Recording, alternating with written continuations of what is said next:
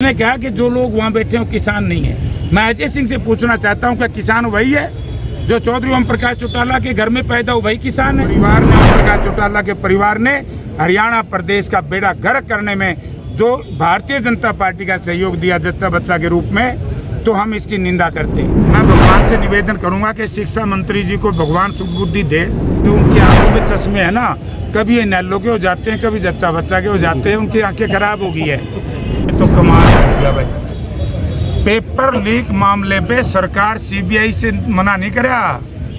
Paper leak मामले में तो मैं कहता हूं कि अब उस एक का तो नाम मैं नहीं लूंगा, मैं बहुत हो लिया। उसने तो हमारी गर्दन भी कटवा दी और इज्जत भी खराब करा दी।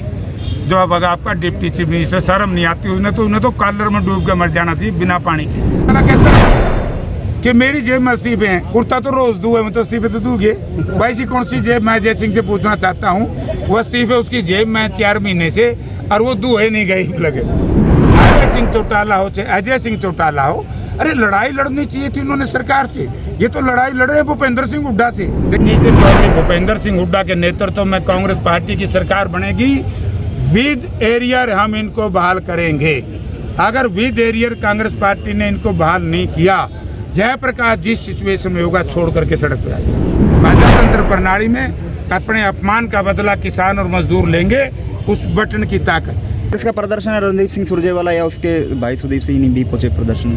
कांग्रेस का प्रदर्शन हो काम हो गया होगा, कड़ी कड़ी बिक गए होंगे विचार। ये तो किसानों की लड़ाई है, वो कहीं काम हो गया होगा, सब जरूरी नहीं है। नमस्कार, इस समय हम कैथल के सचिवालय में मौजूद हैं, जहां पर आज पूरे प्रदेश में कांग्रेस पार्टी के द्वारा राज्यपाल महामहिम को ज्ञापन जो है वो दिया जा रहा है, जिसमें 3 मुद्दे रखे गए हैं। जिसमें एक पहला मुद्दा जो 28 तारीख को किसानों पर लाठीचार्ज किया गया था, बड़ी बर्बरतापूर्ण करनाल में लाठीचार्ज किया था, उसको लेकर एक भूमि अधिग्रहण संशोधन विधेयक जो पास किया गया उसको लेकर, और एक परिवार पहचान पत्र योजना को लेकर आज राज्यपाल महामहिम के नाम ज्ञापन दिया जाएगा। इस समय कैथल की तस्वीर है जहां पर पूर्व केंद्रीय मंत्री जयप्रकाश और दिलूराम बाजीगर और तमाम जो कांग्रेस के नेतागण हैं वो इस समय मौजूद हैं। और मुख्य मुद्दा तो हमारा है 28 अगस्त को जिस बर्बरतापूर्ण तरीके से हरियाणा प्रदेश की जयपुर पुलिस ने हरियाणा प्रदेश की सरकार के इशारे पर, गठबंधन सरकार, किसानों को निर्दोष निहत्थे और शांति प्रिय किसानों को,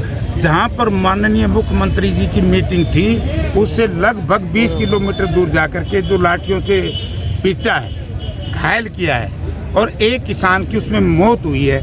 तो इसमें हमारी मांगे हैं कि भाई एक तो जो किसान हमारा शहीद हुआ है उसको शहीदी का दर्जा दें और कम से कम उसको 30 लाख रुपया आर्थिक सहायता दें, क्योंकि निर्दोष था, वो कोई प्रोटेस्ट प्रदर्शन नहीं था, उसकी मौत हुई, वो शहीद हुआ किसान के लिए। दूसरी हमारी मांग है कि जिन लोगों ने आदेश दिया है, जो IAS आयुष, आज मुझे आश्चर्य इस बात का है, मुझे शर्म आनी चाहिए गठबंधन सरकार के ये डिप्टी चीफ मिनिस्टर ने, जो 3 दिन पहले डिप्टी चीफ मिनिस्टर ये कहता था कि हम इसको सजा देंगे, तो बादला को सजा होती है किसी अधिकारी कर्मचारी की।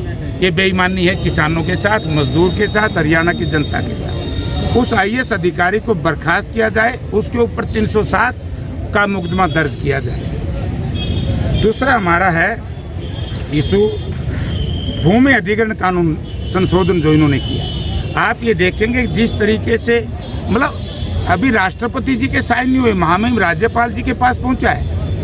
हमारे नेता प्रतिपक्ष चौधरी भूपेंद्र सिंह हुड्डा ने अपने विधायकों के साथ जब विधानसभा में प्रोटेस्ट किया इसके खिलाफ, वहाँ माननीय महामहिम राज्यपाल जी से मिलने गए और उनसे कहा कि कानून बहुत काला कानून हरियाणा प्रदेश के लोगों के लिए, क्योंकि इसमें दफा 4 दफा 6 कोई सुनवाई नहीं है। और जो हुड्डा साहब ने ये कहा था 33 वर्ष तक मुआवजा मिलेगा, वो प्रावधान भी खत्म कर दिया और SDM को कलेक्टर की पावर दे दी। जब SDM को कलेक्टर की पावर मिलेगी, DRO को कलेक्टर की पावर मिलेगी, जिस किसान की भूमि जब चाहे तो वो उसको अधिग्रहण कर लेगा। ना अपील है, ना दलील है, ये नादरशाही फरमान यहाँ नहीं चलेगा। हम इसके विरोध में ज्ञापन देने आए। तीसरा, परिवार पहचान पत्र का हम विरोध करें। ये एक जो निजता है, आदमी की प्राइवेसी है, उसको जिस तरीके से भंग किया जा रहा है, मैं सरकार से, हम सब साथी नोट में हम इसलिए इकट्ठे हुए हैं, कांग्रेस पार्टी इसलिए बार बार कह रही है कि भाई ये जो पहचान पत्र आप बना रहे हो इसकी आवश्यकता क्या पड़ गई। अब आप मेरा अकाउंट, आपका अकाउंट किसी के पास चला जाएगा। साइबर क्राइम आप देखो कितना बढ़ रहा है, और इसे तो साइबर क्राइम को बढ़ावा मिलेगा। लेकिन ये सब कुछ जो कर रही है हरियाणा सरकार, भारत सरकार, तो इसके लिए जिम्मेवार हैं तो मैं कहूँगा कि डिप्टी चीफ मिनिस्टर और चीफ मिनिस्टर। अजय सिंह चौटाला का आज एक बयान आया, मुझे बड़ी तकलीफ है। उसने कहा कि जो लोग वहाँ बैठे हैं वो किसान नहीं है। मैं अजय सिंह से पूछना चाहता हूँ, क्या किसान वही है जो चौधरी ओम प्रकाश चौटाला के घर में पैदा हो, वही किसान है? क्या वो किसान नहीं है जो अपनी लड़ाई लड़ रहा हो? मैं कहता हूं कि चौधरी ओम प्रकाश चौटाला के घर में जो इस तरह के लोग पैदा हुए हैं वो किसानों के सबसे बड़े दुश्मन हैं। और ओम प्रकाश चौटाला ने समय में भी इस बात को क्लियर करना चाहिए। और मैं ओम प्रकाश चौटाला का भी क्या कहूं, गलती हम लोगों की है कि ओम प्रकाश चौटाला भी जब हरियाणा प्रदेश के मुख्यमंत्री थे, इसी तरीके से तानाशाही रवैया अपना करके हमारे 9 किसानों को उस वक्त शहीद करवाने का काम किया था। तो चौधरी ओम प्रकाश चौटाला मुख्यमंत्री थे, उनका बेटा अजय सिंह MP था, उनका दूसरा बेटा अभय सिंह MLA था। उस वक्त अभय सिंह ने इस्तीफा क्यों नहीं दिया जब इनके पिताजी ने 9 किसानों को कंडाला में गोलियों से मरवाया, लाठियों से पिटवाया? तो ये एक ड्रामा जो चल रहा है, ये कलायत विधानसभा क्षेत्र नहीं है, ये पूरा कैथल जिला नहीं है, पूरा हरियाणा प्रदेश का किसान और मजदूर, हरियाणा प्रदेश की कांग्रेस पार्टी और कैथल में हम सब लोग, चौधरी दिल्लूराम हमारे सबसे सीनियर नेता हैं इस जिला के, हमारे साथी आपको CPS रहे हैं, हमारे साथी पुंडरी से हैं प्रदीप जी, और हमारे ये सरपंच साहब हैं, हमारे महेंद्र जी हैं। तो मतलब सब साथी हम ये धरना देने आए हैं और ज्ञापन इसलिए देने आए हैं कि आज जिस तरीके से हरियाणा प्रदेश की सरकार, जैसे कहते ना मुगल के राज में, अंग्रेज के राज में फरमान जारी होते थे, या तो अंग्रेज के राज में होता, आपको याद होगा स्वर्गीय शहीद भगत सिंह के चाचा सरदार अजीत सिंह ने और भूपेंद्र सिंह हुड्डा के पिताजी ने एक आंदोलन चलाया था रोहतक में, पूरा हरियाणा में। उसका नाम था पगड़ी समार जट्टा। वो 7-8 महीने चला था, ये 9 महीने चल चुका है। और भारत की गूंगी बहरी सरकार किसान और मजदूर की, कर्मचारी की, व्यापारी की बात सुनने के लिए तैयार नहीं है। और उसी का एक नतीजा है कि हमारी शांति प्रियता को मैं सचेत करना चाहता हूं हरियाणा प्रदेश की सरकार को, विशेष तौर से उन लोगों को जो सत्ता में शामिल हैं, जो अपने आप को किसान का हमदर्द कहते हैं। इस प्रदेश की जनता को जिन परिवारों ने राजनीति का व्यापारीकरण कर दिया, वो चौटाला परिवार के लोग जो सत्ता में बैठे हैं, मैं उनको कहना चाहता हूं इस तरह की अभद्र भाषा का इस्तेमाल करना बंद करें, वरना इस प्रदेश के किसान जब भी समय आएगा इनको वही सबक सिखाएंगे जो 2005 में सिखाया था, 2004 में सिखाया था। क्योंकि प्रजातंत्र प्रणाली में लड़ाई लाठी और गोली से, तीर और तलवार से नहीं जीती जा सकती। प्रजातंत्र प्रणाली में अपने अपमान का बदला किसान और मजदूर लेंगे उस बटन की ताकत से। तो ये गलत काम किए सरकार ने।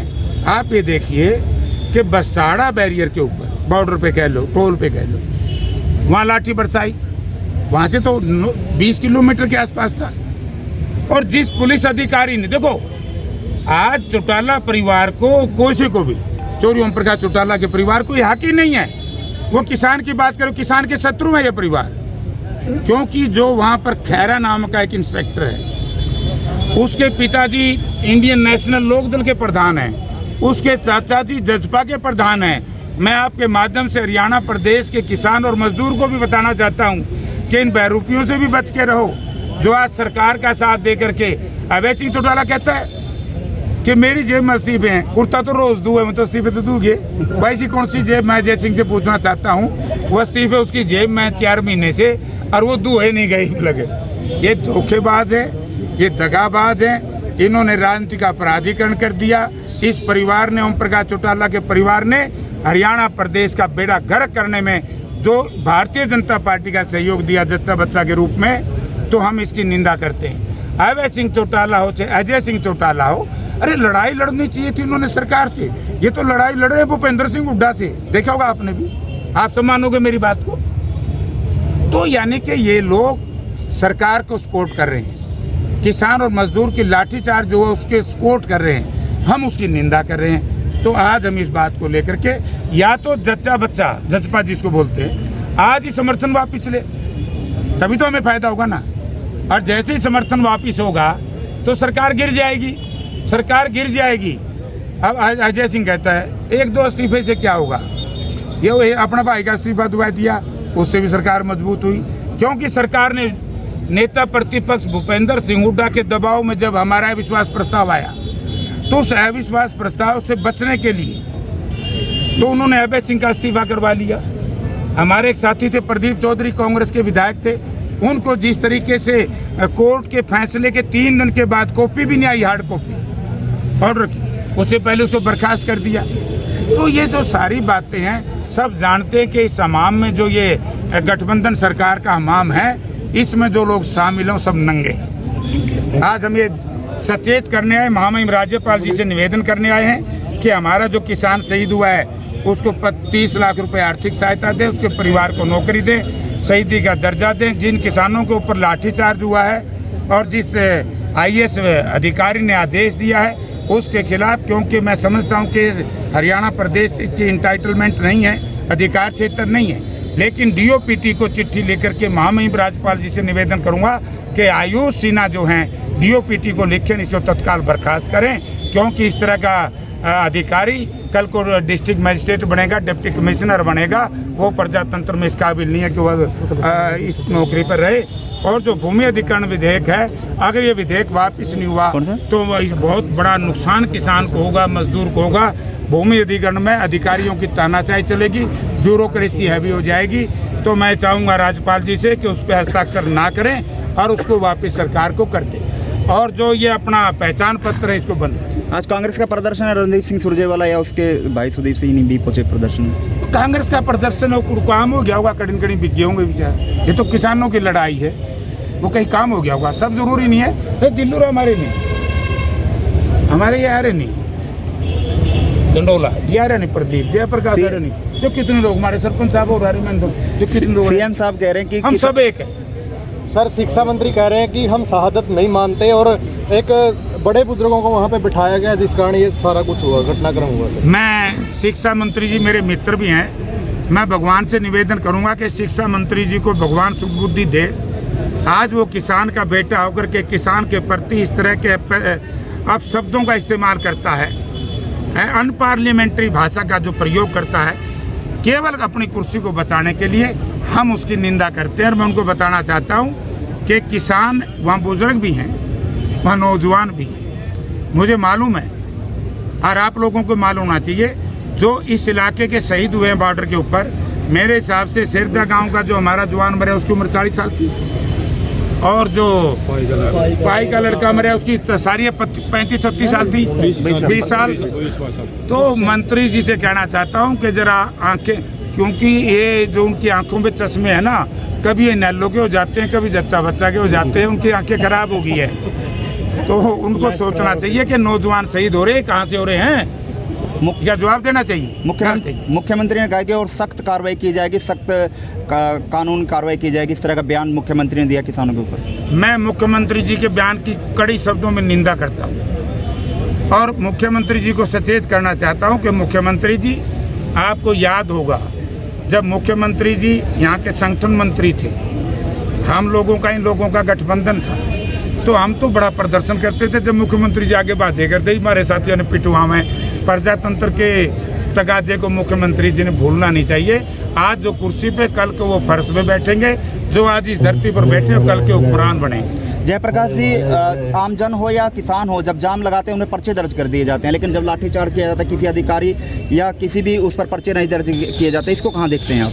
मैं यही तो कह रहा हूँ कि ये जो लाठीचार्ज हुआ है इसके ऊपर, उनके ऊपर पर्चा दर्ज होना चाहिए। जो वहाँ ड्यूटी मजिस्ट्रेट थे आयुष सिन्हा, उनके ऊपर पर्चा दर्ज होना चाहिए और इस पर रिस्पॉन्सिबिलिटी फिक्स होनी चाहिए। और इसकी मैं तो कहता हूं कि डिप्टी चीफ मिनिस्टर को शर्म आनी चाहिए, जो कल तक ये कह रहा था कि आप ये सब मानोगे, उन्हें क्या था ना, बस सजा मिलेगी, कार्रवाई होगी। मुख्यमंत्री ने नकार दिया, मुख्यमंत्री ने नकार दिया। फिर हमारा प्रदेश का बेटा क्यों करवा रहे, इस्तीफा देगा क्या, क्या नहीं आते, तबादला कर दिया गया। तबादला को सजा नहीं है किसी अधिकारी, ये तो उनका एडमिनिस्ट्रेशन का एक हिस्सा है। तबादला कौन कहाँ रखना है, कौन कहाँ रखना है, अकेले का नहीं कराया, रूटीन नहीं कार्रवाई है, अकेले का नहीं कराया, इसमें 22 औरों का भी कराया है। अकेले का कर देता हम ये मान जाते कि भाई चलो कुछ तो सजा मिली। ये तो 22-23 लोगों का ट्रांसफर हुआ, उसमें इसका हुआ क्योंकि इसका टेन्योर पूरा हो गया होगा एज एसडीएम, क्योंकि आईएएस का जब टेन्योर पूरा हो जाता है तो उसको एसडीएम के बाद एडीसी की जगह देते हैं। मुजफ्फरनगर को लेकर कांग्रेस की क्या भूमिका रहेगी? 5 तारीख को महापंचायत।